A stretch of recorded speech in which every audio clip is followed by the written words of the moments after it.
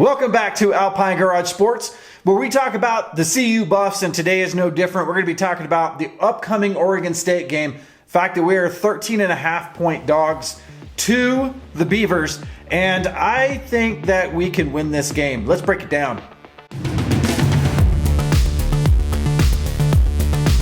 All right, so number 16, Oregon State. You know, early in the year, I talked about the fact that I thought that this was going to be a bigger game than maybe we had thought it was going to be originally. And this is right about when the time when DJU actually came from Clemson over to Oregon State through the portal. And I thought that he would bring another dynamic to an already good team because they were very good last year. You know, Oregon State did a really good job last year in the Pac-12. And with an upgrade in quarterback, you know that's going to, set it on fire at that point. So now as we get closer to the game, and we're 4-4, which is honestly, I think, in a really good spot for us. We have a few games now that we can probably poke our way back into getting into a bowl game, which honestly, I know Coach Prime doesn't really put a lot into, anytime he's asked about bowl games and are you looking forward to a bowl game? Are you worried we're not going to get to a bowl game? Those kinds of things. Coach specifically states that all he wants to do is win. If we end up going to a bowl game, we go to a bowl game. If we don't go to a bowl game, then we don't go to a bowl game. But he just wants to win every game. And that's a very pragmatic way of looking at things. It's, you have to win every game if you're even going to decide that, or if you're even going to get a bid to go to a bowl. So that is great. I would really love for us to get another couple of wins so we can go to a bowl game because honestly, Coach Prime deserves it. The coaching staff at CU deserves it. The students deserve it. The players certainly deserve it. There has been an unprecedented amount of scrutiny on this program. And this is coming from a program that was 1-11 last year. You're talking about scrutiny, but it wasn't national scrutiny because nobody really cared. Nobody looked at the Colorado Buffaloes for the past, dozen years or so.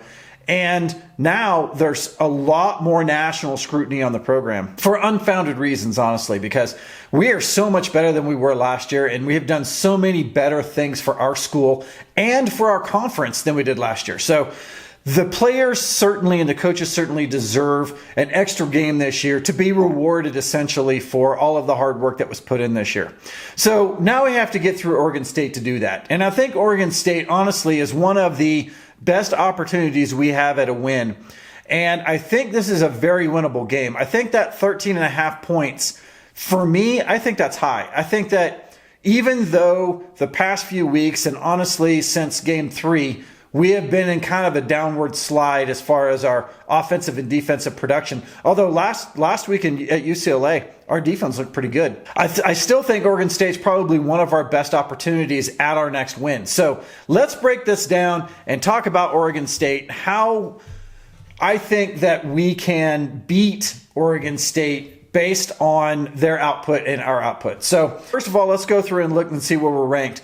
Oregon State has got the number 48 passing offense in the country. So not a super dynamic offense. Now, top 50 is good. Don't get me wrong. And DJU has done a big upgrade for them. And they have a couple of wide receivers, which we'll go over here in just a second, that have been lighting it up pretty well. But they're really known for the rushing game. Number 28 rushing offense in the country. This is where the rubber hits the road for us. This is what we have to do in order to stop Oregon State, is we're going to have to stop their run, and we'll go into that in a second. They have as far as defense is concerned, they have the number 32 ranked rushing defense, so pretty good. They limit to 118 yards a game. So if we can get to 118 yards a game, I think we're going to be doing pretty good. And they have the number 67 passing defense, which actually is very good for our passing offense because we have the number 6 ranked passing offense. So honestly, we should be able to put a lot of yards on Oregon State. Now, Colorado, number 6, like I said, number 6 passing offense. We've been lighting it up all year, and our stud of a quarterback and our stud wide receivers have just done an amazing job this year keeping us in games. But alternatively, we have a number 128th, almost dead last rushing offense, which is not new news. So we're not going to go into that right now. We'll talk about that in a second. Where we're averaging 2.51 yards per carry.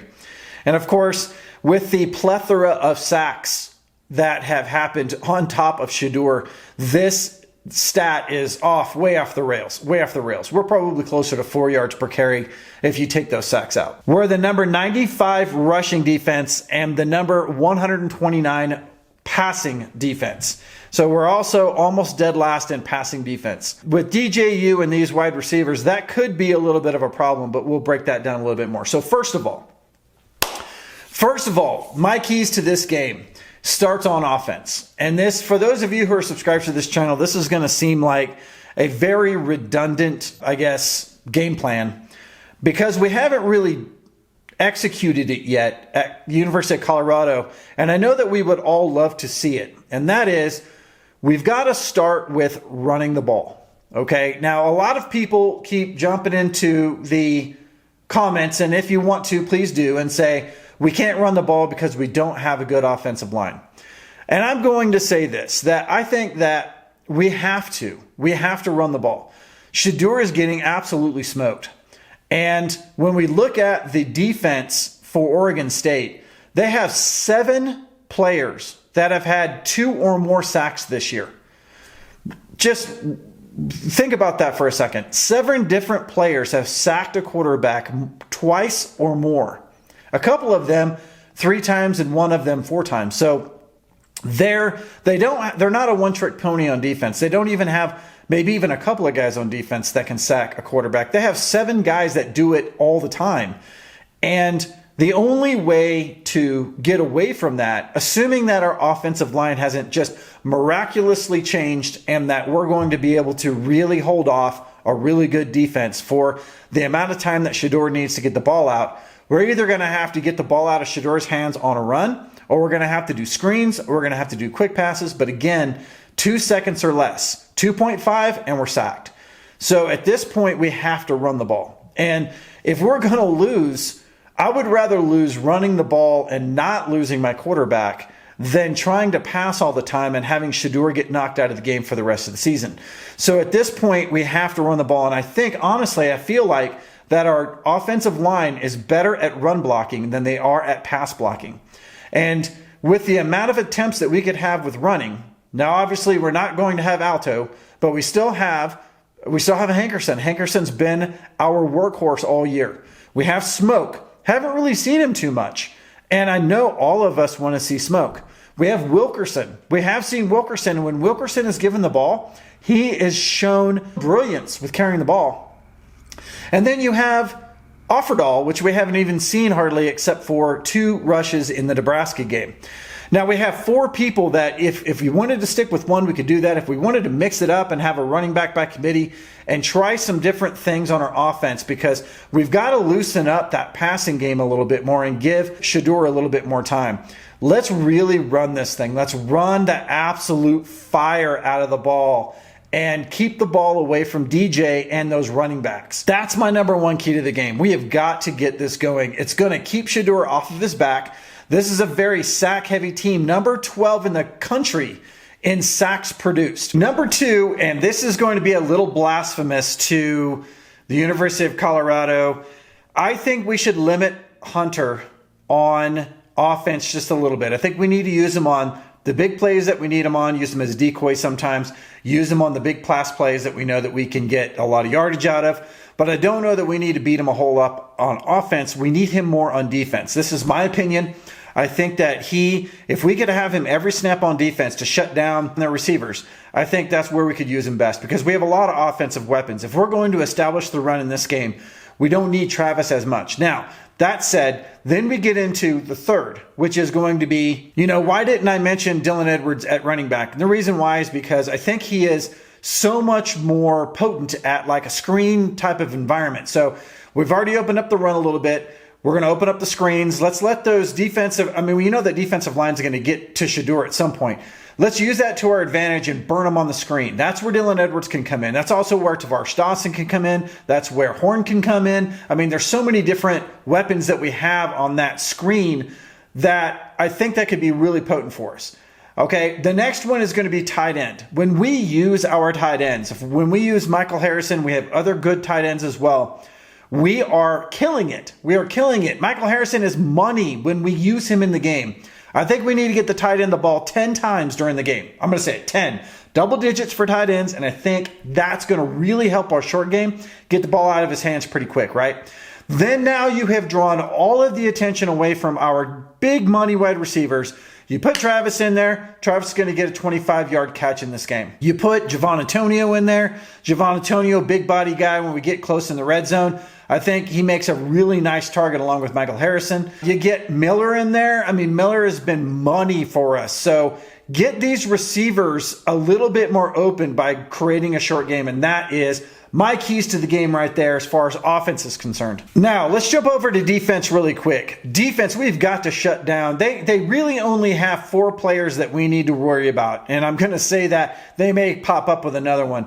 But Damian Martinez is their running back. He already has over 800 yards of total offense for this year. Just absolutely lighting it up. We need to make sure we key on him. That means setting the edge with our awesome edges and making sure that the new switch that we made at linebacker with Trevor Woods, who is, by the way, our #1 tackler on the team, can plug those gaps and we can stop Damian Martinez on the run. So I feel like we can do this. If we can stop Damian Martinez, we're going to make DJ throw the ball. Now, DJ is only like 60% efficiency. So although he is a good quarterback and they have 2 great wide receivers in Silas Bolden, who has over 800 yards, and also Anthony Gould over 400 yards, if we can shut those down, if we can get our cornerbacks in there and really good safety play, and we can make them throw the ball because we're shutting down the run, I think it's going to work to our advantage. So if we can shut those down, key on those 4 players, we're going to make them use their step down players. And honestly, they don't really have the same quality we do throughout the entire spectrum. I don't believe they do. They rely on those players. And keep in mind that their wide receivers are, one wide receiver, Bolden, is getting over 13.5 yards per touch, and Anthony Gould is over 16 yards per touch. So it's really important that we double team these 2 guys and put the heat on them and make them throw it to somebody else. So there you are. That is the game in a wrap right there. I honestly think if we were playing Oregon State away, this would be a much harder game. But 13.5 points at home, I honestly don't think that's going to happen. I think we're going to keep this a tight game. I also think that our kickers are going to come into this as well. The kicking game, we need to keep the penalties down to like the lowest penalties since TCU. If we can do that, we can keep that yardage to ourselves. That's going to make it easier for us to win this game. Plus, if we run the ball more, that means less holding penalties. There's lots of keys to this that I know the coaches are putting into play, and I would really love to see it happen like this. But in any case, I think we can win this game. I think we will win this game. I think being at home, it's going to be a beautiful evening in the mid-50s. I mean, in November in the mid-50s in Boulder, perfect. And it being an 8:30 kickoff game, maybe I'm the only one that likes night games. I love night games. There is nothing like Boulder in the evening with the sun setting and the tailgates and with it being nice weather, it just compounds that. I'm really looking forward to tomorrow night. We will see you in the next video, and if you haven't already heard, we're going to beat Oregon State.